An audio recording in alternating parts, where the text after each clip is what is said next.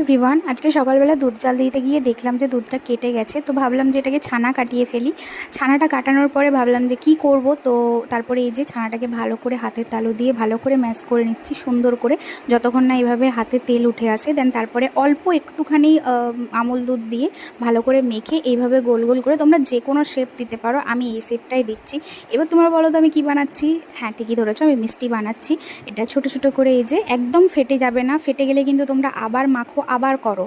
তারপরে এই যে জল মানে ওই চিনির শিরাটা বানাবো। তো জল আর চিনি দিলাম, কতটা কি পরিমাণে দিলাম জিজ্ঞেস করো না, কারণ আমি নিজেও জানি না। আমি ওটাতে এবারে মিষ্টিগুলো ছেড়ে দেবো, ফ্লেমটা কম করে ছাড়বে। দেন তারপরে এটা ফুটে আসলে এটা ফুলে একদম টইটুম্বুর হয়ে যাবে। তো এটাকে দুবার ধরে উল্টে দিয়েছিলাম, এই যে এইভাবে উল্টে দেবে, দিলে এটা সুন্দর মতো হয়ে যাবে। তারপর একটা কড়াতে দুধ জাল দিয়ে দিচ্ছি। এটার মধ্যে এলাচ দিলে হতো, বাট আমার কাছে এলাচ অ্যাভেলেবেল ছিল না। তো আমি এটার মধ্যে একটু আমুল দুধ গুঁড়ো দিয়েছি যাতে একটু ভালো খেতে লাগে। তারপরে এই যে আমন্ড আর কাজু এই দুটো হচ্ছে কুচি করে নিয়ে এই দুটো দুধের মধ্যে দিয়ে ভালো করে ফুটিয়ে তারপরে ওই মিষ্টিগুলো চিনির শিরা থেকে তুলে ভালো করে নিংড়ে, মানে জল চিনির শিরাটা ঝেড়ে তারপরে দুধের মধ্যে দিয়ে ফুটিয়ে নেবে। দিলে এই যে দেখতেই পাচ্ছ, আমি তোমাদেরকে একটা কেটে দেখাচ্ছি যে ঠিক কেমন হয়েছে এক্স্যাক্টলি।